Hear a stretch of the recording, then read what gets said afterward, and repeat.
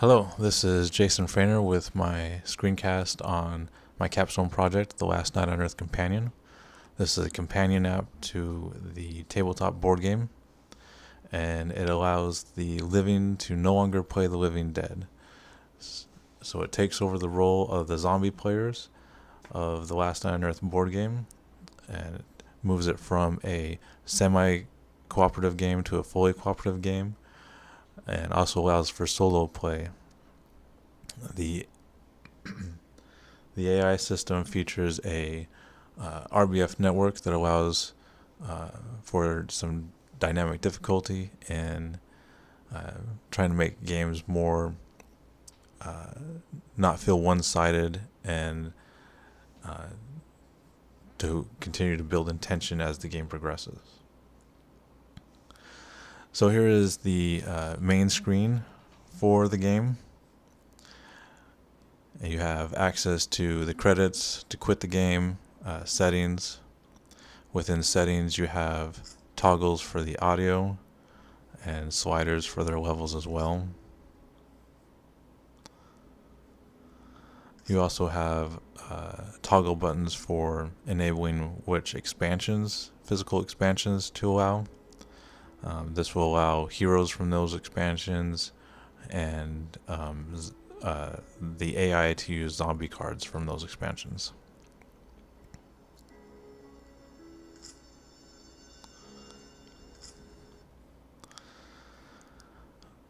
For play, you have a few options. You can play a single scenario, you can play a campaign, and if you've already started and are in the progress of a scenario, this button will appear where you can continue and pick up where you left off at.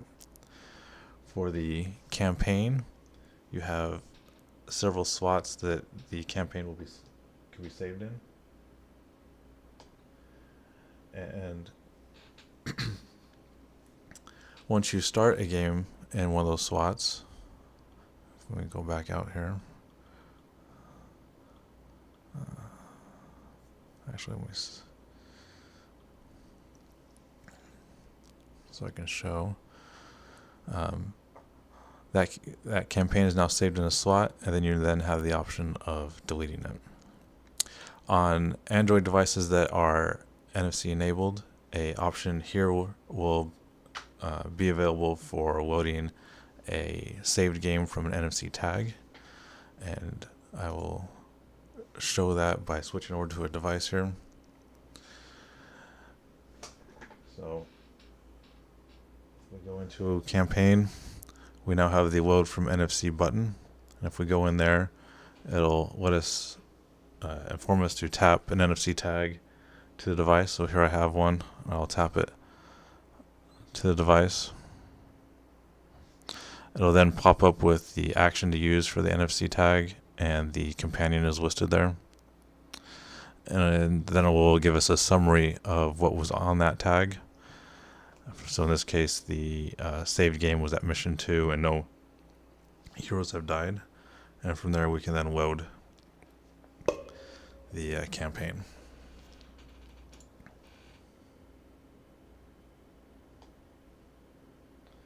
So back here in the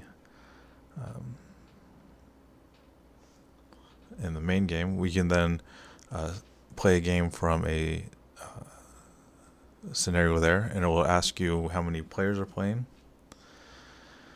It'll then confirm that you're going to play a scenario as opposed to a campaign. You can then select what scenario you want to play, and it'll have a list of options the AI and companion are compatible with, or you can leave it at random and it will choose for you. Same goes for the heroes. You can select, or the AI will pick for you. You then have the option of selecting any additional game options that can be enabled for more advanced games. And then you jump into the main part of the game or the system, but before gameplay starts, they'll help you with setting up the map, placing initial zombies, placing the heroes, and any other information that applies to the scenario or any special rules here. And then from there, we go into the first round of the game. And here it's already done a few things in the background, like drawing cards and checking if new zombies will spawn at the end of the turn. And then it started playing cards that it has. So here's a zombie card that it's playing. It informs you what card it is, what the effect will be, and then the continue option. And if the heroes have the ability to cancel that effect before it takes place, they would have that cancel option there. It'll then play any of the cards that it might have, and after it moves past that initial playing of card phase, it'll go into the movement phase, where it'll inform the users how to move the zombies on the board. And the red highlighted text is a portion that will change more often, so it's stands out, so the users will make sure to catch it. Then you go into the fight phase, where if there is a fight, it'll display a fight result, dice result to compare to the hero's results, and more fights can be done the same way. And if they have the ability to change or force a reroll on the zombies, they can select the result and it will reroll it. They also can, if a zombie was killed from that fight, they can kill it from here. Similar with if a hero was killed in the fight, they can kill that hero from here as well. And then they end the zombies' turn by letting them, if new zombies are spawned, let them know how many were spawned.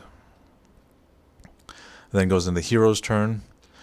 They will take their turns with the physical pieces of moving cards, moving their figures and playing cards and doing any of their effects, and then just letting the system know of any changes. So if a zombie was killed, they could let the system know if it was shot or killed some other way. Or if they need to perform a fight, they'll have access to that fight menu again with all the same options. And then when they're done with their turn, they'll return gameplay back to the zombies and let them do the next zombie turn. If they've increased one of their objectives, in this case, save the town folk, they could let the system know that as well. The morning is how rounds are tracked, so that will be updated automatically. And again, they have the options for letting them know if a hero has died. Any cards that are remains in play will be displayed here, and if they have the ability to remove them at some point, they can come in here and do so.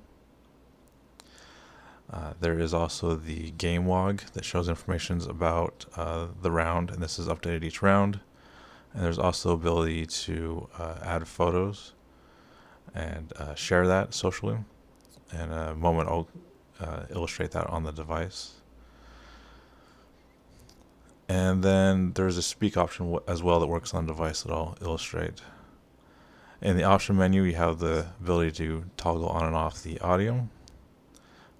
Look at some information about the RBF network, so the current estimation of who will win the game, as well as effects that network has had on choosing cards.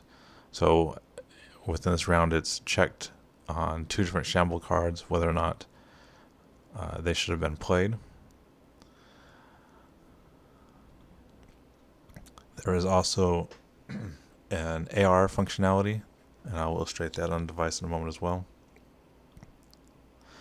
And just to kind of round off the rest of this, we'll do another round to see that the morning updates automatically, and then it continues to play cards.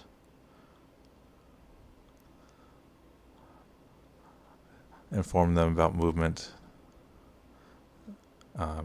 ask if there's fights, and then spawn new zombies if needed. And that will continue till either one side wins. And so there's the main gameplay and some of the core features. I'm going to switch back over to device here. So we can see some of those additional Android only options.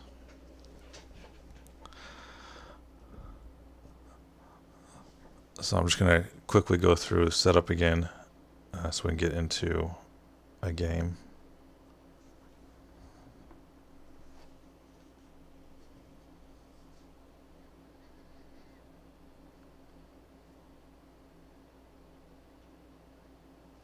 So here we are back on a hero's turn in the game.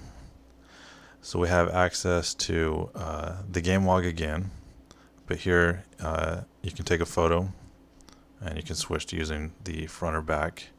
And so if the board was set up in front of me, I could take a photo of how the board looks with the figures out and add that to the game log. And that can be done multiple times. And just to show how a new round looks, we'll quickly go through a new round. So the first round's out there, the photo I took, and then the new round. So there's the share option, which will pop up any apps that have been enabled for share on the device, which would be email, messaging, and any social apps, which I don't have any, like Facebook or Twitter, Instagram. All those would be available on here if they were installed. And to kind of show how that looks, like if I want to send an email with one, it'll add that game log into the email. And the preview is cropped here, but the full image is displayed. So see if I can do a better example. I think the Hangout would probably work better.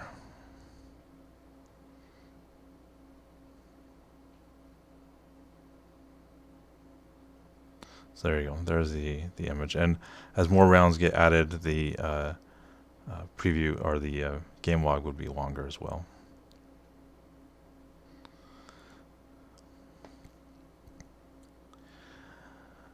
You also have the speak option. So if you bring that up, you can then say zombie killed. Let me try that again. Zombie killed. And it will do that for you. There's also the AR functionality that I mentioned. So if that comes up, it'll display your camera view, and if you place a hero card in front of it, then on one side it'll display the item information about it, and on the other side it'll display any particular information to that card, any errata or frequently asked questions. And there's a more simple version, and this will work for all the basic and advanced cards from the core game. Here's a couple different examples of that.